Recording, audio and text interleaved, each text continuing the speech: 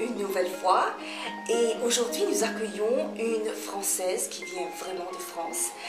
Elle s'appelle Patricia Beaurain. Bon, j'espère que vous allez passer un beau moment agréable avec nous et d'apprendre un peu à en parler en français, d'écouter, de développer, de grandir dans l'amitié avec les Français, entre les locaux de Las Vegas et les Français. Et bien bon voilà, alors commencer. Alors Patricia, bonjour et bienvenue sur notre plateau. Bonjour Rose, merci de me recevoir. Ah d'accord. Bon Patricia, tu viens de France directement, tu es une Française. Je suis française, d'origine de France. Bon alors Patricia, d'où est-ce que tu es née? Alors je suis née à Paris il y a quelques années, je ne dirai pas exactement quand, ben voilà. C'est trop personnel. Mais voilà, j'ai grandi à Paris et puis, enfin j'ai grandi à Paris quelques temps, étant donné qu'après j'ai été en région parisienne, dans les Yvelines très précisément. Et voilà, donc j'ai travaillé effectivement quelques années à Paris, j'ai déménagé sur la Gironde, à Bordeaux. J'ai en même temps changé de travail, j'ai fait plusieurs types de travail. Et où ça t'as grandi? T'as passé ton enfance à Paris, mais t'as grandi Non, en fait, pour te dire très simplement les choses, je suis née à Paris. Voilà. À l'âge de 5 ans à peu près, mes parents ont déménagé en région parisienne, c'est-à-dire à 40 km de Paris, ce qui est vraiment très peu. Et donc, mais c'est toujours Paris, c'est la région parisienne, c'est les Yvelines, c'est effectivement la Grande Couronne, on pourrait dire. On appelle ça les Yvelines. Les Yvelines, c'est le département, oui. Ah, voilà. Paris est entouré d'une banlieue et d'une banlieue de tous les côtés, puisqu'elle est entourée par ça. Et les mais ça Yvelines compte sont à à l'ouest. Ça compte à Paris. Non, c'est en périphérie. C'est ça, je voulais avoir un éclaircissement dessus. Ah d'accord. Et puis tu as grandi, t'es partie à Bordeaux? Voilà, j'ai déménagé sur Bordeaux et puis après... Tu as été à l'école à Bordeaux ou dans une autre ville? Non, j'ai fait ma scolarité sur la région parisienne. J'ai déménagé sur Bordeaux, j'étais déjà avec quelqu'un et j'étais adulte. Ah d'accord. Et bon, et puis tu as fait un petit théâtre quand tu étais jeune? Alors voilà. Tu étais bien mariée? Voilà, ça c'est l'expérience que nous avons en commun toutes les deux. Moi j'ai commencé en fait au lycée, enfin même au collège on peut le dire, par des sketchs. En fin d'année, nous organisions des sketchs et donc j'ai eu l'occasion de m'exercer sur les planches, sur la scène. Et ça a été une expérience très drôle parce que notamment un des sketchs où j'étais une institutrice très sévère, j'ai pris carrément un fou rire. Donc pendant alors, raconte. Alors voilà, le souvenir que j'ai, c'est que j'étais à mon bureau et j'étais vraiment très très sérieuse et très même furieuse contre un élève. Et à un moment donné, j'ai sorti quelque chose qui faisait rire toute la salle. Mais moi, j'ai pas pu me contenir et j'ai éclaté de rire également. Donc je suis partie dans un fou rire et j'essayais de dissimuler. Bon, mais ça a été un succès terrible. Et ça a été vraiment un très bon souvenir pour moi. Terrible. Terrible. Très bien. C'était vraiment un... Mais est-ce que tu te rappelles ce que tu avais dit? Non, c'est vraiment trop loin. Je me rappelle par contre de la pièce peut-être? Comment ça s'appelait? Non, c'était un petit sketch. De Molière? Alors ça, les pièces de Molière, j'en ai eu l'expérience dans une troupe de théâtre dans laquelle j'étais comme dans un club à Bordeaux justement. Et là on avait un passage, je crois que c'était le médecin, le malade imaginaire. Je crois que c'était le malade imaginaire. Et c'était une ambiance extraordinaire pour les répétitions. On avait un directeur de troupe qui était excellent et qui était un homme formidable, qui donnait une énergie, qui expliquait exactement les déplacements, les répétitions. On faisait des répétitions de mots. Oui. Par exemple, suis-je bien chez ce beau Serge? Et il fallait dire ce genre de phrase de plus en plus vite. On était une dizaine et il fallait dire chacun son tour. C'était une expérience extraordinaire. Oui, avec les accents, je suis, suis-je. Oui, c'est vraiment... c'est pas facile, même pour les Français. Oh non, non, non, non, non, c'est pas facile du oui, tout. il faut pratiquer, oui. Absolument. Et moi, je me rappelle petite, on s'amusait avec les chaussettes de l'archiduchesse sont-elles sèches? Je ne sais pas si tu as eu l'occasion d'entendre cette phrase, mais c'est un exercice pareil de diction. Et je crois qu'ils ont les mêmes en anglais, enfin pas les mêmes exactement, Pas mais, les ils ont mêmes, l'équivalent. mais ils ont des répétitions qu'ils font pour pratiquer la mâchoire et tout, Voilà, pour exercer. pour prononcer correctement. Ah, il faut, oui, oui, oui. Ah, tu te rappelles de ça. Alors les répétitions, c'était forcément des moments très drôles, très vivants, très amusants. Tu t'es bien marrée? Oui, oui, c'était une bonne expérience. Bon, est-ce que si tu avais de la chance de retourner, disons, s'il y avait une chance de retourner et de refaire ces scènes, de passer ces moments d'agréables dans le théâtre, est-ce que tu avais une chance, tu l'aurais fait, tu aurais retourné, passer des moments, revivre ces moments. Bah, disons qu'en fait, moi j'ai tendance à regarder devant, pas trop derrière. Et je dirais que j'aime beaucoup le théâtre. On est allé plusieurs fois au Little Theater de Las Vegas. Et donc c'est un régal à chaque fois, j'aime beaucoup. Mais je ne me vois pas trop là actuellement repartir sur des répétitions de plusieurs heures, plusieurs fois par semaine, essayer de se souvenir de tous les mots, de tout. Je suis pas sûre, c'est à voir, mais je ne suis pas sûre. Par contre, c'est vrai que j'ai trouvé d'autres activités à côté de ça, donc... Comment est-ce que ça t'a aidé les moments à l'école que tu as fait sur scène? Est-ce que ça t'a aidé au courant de ta carrière, à travailler, tout ça? Moi, je pense qu'au niveau personnel, ça apporte énormément. Parce que ça oblige à assurer une certaine maîtrise de son corps, de ses mots, de ses attitudes. Voilà, c'est ce que j'ai aussi. Et également, c'est un jeu parce qu'on est dans la peau d'un autre personnage quand on joue. Et moi, j'adore ça. Je trouve ça très ludique. Oui, ça m'a aidé aussi au niveau personnalité. Et de dialoguer, d'être plus... On ressent, parce que quand on va démontrer un portrait ou un caractère, on ressent ce que la personne ressent dans la scène, dans l'histoire. Et puis, it's more humanizing.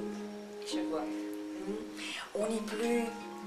On ressent l'émotion, doit être là sur scène. À ce moment-là, on grandit émotionnellement. Alors ça, bon, t'as passé... et puis, tu as travaillé, où ça que tu as été travailler en France? J'ai travaillé à Paris. J'ai fait plusieurs types de boulot parce qu'il fallait... À cette époque-là, je pense que c'était encore vrai des dizaines d'années plus tôt, c'était facile de changer de travail et de faire des petits boulots. J'ai fait de la vente, j'ai fait... Donc tu as été dans le commerce? Voilà, j'ai fait de la vente et puis j'ai travaillé dans les bureaux. Et donc voilà, c'est principalement ce genre de choses. Dans les bureaux, c'était économie, commercial Les deux. Ah d'accord, donc varié. Oui, oui, j'ai toujours été polyvalente et je pense que ça me convient très bien. Je pense qu'on apprend beaucoup au niveau adaptation, au niveau réactivité, au niveau... Tu as été juste à Paris, en France? Tu as travaillé juste à Paris ou tu as bougé un peu dans les autres endroits pour travailler? Pour travailler, après j'ai travaillé sur Bordeaux, forcément. Où là j'ai radicalement changé d'activité puisque j'ai travaillé pour un chirurgien et donc le domaine était un petit peu différent. Et j'ai travaillé pour lui pendant quasiment 13 ans, je crois. Une assistante, voilà. De son bureau. Voilà. Donc ça a été un travail très intéressant, très prenant, très fatigant, mais vraiment très intéressant. Et puis tu as rencontré ton mari est français aussi? Mon mari est français. Et vous vous êtes rencontrés à Paris? Non, on s'est rencontrés à Bordeaux. À Bordeaux. À Bordeaux. Et voilà. Et puis tu as des enfants? J'ai des enfants, j'ai 2 Ils garçons. sont français? Ils sont nés en France ou dans un autre pays? Ils sont nés tous les 2 en France et ils vivent tous les 2 en France. Bon, et puis t'as été au Canada? Oui, la France, le trajet France-États-Unis, en fait, l'intermédiaire c'était le Canada. Donc, Quelle province? Québec? Québec. L'expérience canadienne a été une très très bonne expérience, mais très froide. Tu veux que je te dise, Rose, la première fois que je suis venue à Las Vegas, il y a eu comme un coup de foudre. D'abord parce qu'on est venu, c'était au mois de mars, je crois, ou avril. Et que la différence était tellement importante entre le climat de Las Vegas et le climat du Canada qu'on était sous charme. Il y avait des fleurs partout, il faisait bon, on était en t-shirt, le paysage est somptueux. On a adoré ça. On a adoré ça. Oui, c'est complètement le contraire. C'est l'opposé. Donc on est passé d'un extrême de froid à un extrême de chaud. C'est ça. Alors, combien de temps t'as fait à Québec? Combien d'années dans le froid là? Montréal, on est resté 4 ans. 4 ans. C'est assez. C'est une bonne expérience. Mais disons à Paris, il neige à Paris aussi. Il neige à Paris. Moi, j'ai des souvenirs petites allant à l'école sous la neige à Paris. Mais enfin, il neige pas comme il neige à Montréal l'hiver. Et puis, bon, combien de temps t'es à Las Vegas? Combien d'années? Ça fait 4 ans maintenant. Et ça passe très très vite. Bon, en plus, moi j'ai tendance à trouver que plus on grandit, plus on vieillit, plus on grandit aussi d'ailleurs, et plus le temps passe vite et ça se vérifie chaque fois. Donc les 4 ans, moi je les ai pas vus passer, j'ai l'impression que ça fait à peine 1 an. Donc j'ai envie de faire plein de choses. Mais maintenant tu as ta propre compagnie à Las Vegas. Oui, c'est du travail. Tu es plus à l'aise parce que c'est pour toi-même que tu travailles. Oui, enfin moi ça ne m'a jamais spécialement influencé le fait d'être salarié et donc de ne pas m'investir à l'opposé d'être... Donc tu te vois là, à t'y mettre aussi bien que tu as travaillé dans... C'est-à-dire que... d'autres compagnies. Moi j'ai toujours eu je suis quelqu'un de très honnête, j'ai toujours une conscience professionnelle assez claire, assez précise et assez forte. Donc j'ai toujours donné le meilleur de moi-même quand j'ai travaillé, quel que soit le type de travail que j'ai fait. Ça marche bien. Alors, et puis, quelles sont les activités que tu fais ici à Las Vegas? Alors les activités, d'abord il y en a... Divertissement oui, ou d'autres choses après le travail? Autant que possible, se changer les idées après le travail, c'est important pour tout le monde. Donc nous faisons beaucoup de randonnées parce que nous aimons ça. Donc c'est le désert mais c'est aussi la montagne. En parallèle, moi je fais du yoga. Et puis je me suis investie là depuis quelques années, j'ai découvert cette passion. Je fais de la mosaïque. Alors je fais de la mosaïque, donc ça veut dire quoi? Ça veut dire que quel que soit le format, je mets ensemble des tout petits morceaux de pierre, de taille, comme on dit ici. Tu fais découper les tailles ou tu achètes? Je les coupe, j'essaye d'en trouver qui ne soient pas trop grosses et je les coupe moi-même.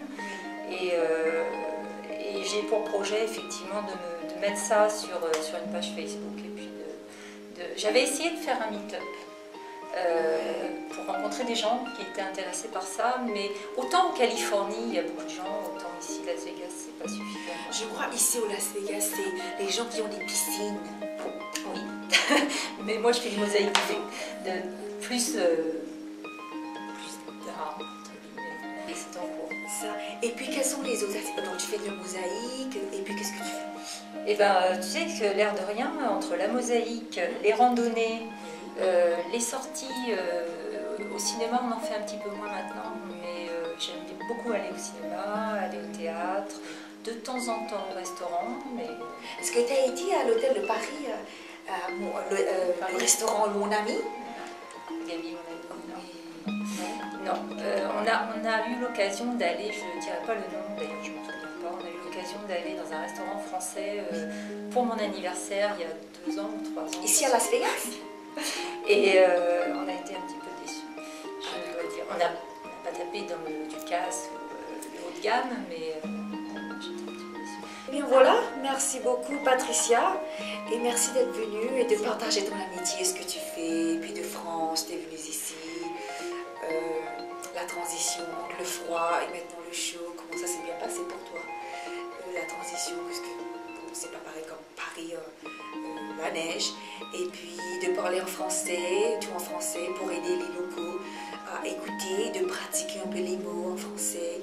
C'est très important. C'est pour ça le but de Média Francophone 1, c'est d'encourager, d'exposer la langue française, un peu la culture, surtout les gens qui sont voyagés de France, qui viennent de France, de voyager un peu partout, afin qu'ils puissent aussi être encouragés d'entendre un peu plus souvent cette langue française qu'on n'entend pas. On parle l'espagnol, devient une deuxième langue, et puis l'anglais, mais pas trop le français.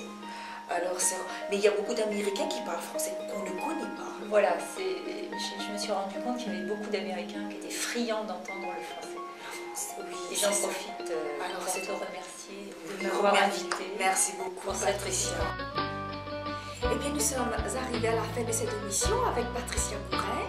Merci de nous avoir regardés, de nous soutenir, et j'espère que vous avez passé un très bon moment avec nous sur Média Francophone 1. Notre affiche sur l'internet sera affichée sur l'écran. Venez nous rendre une petite visite et de nous regarder sur YouTube. Et don't forget,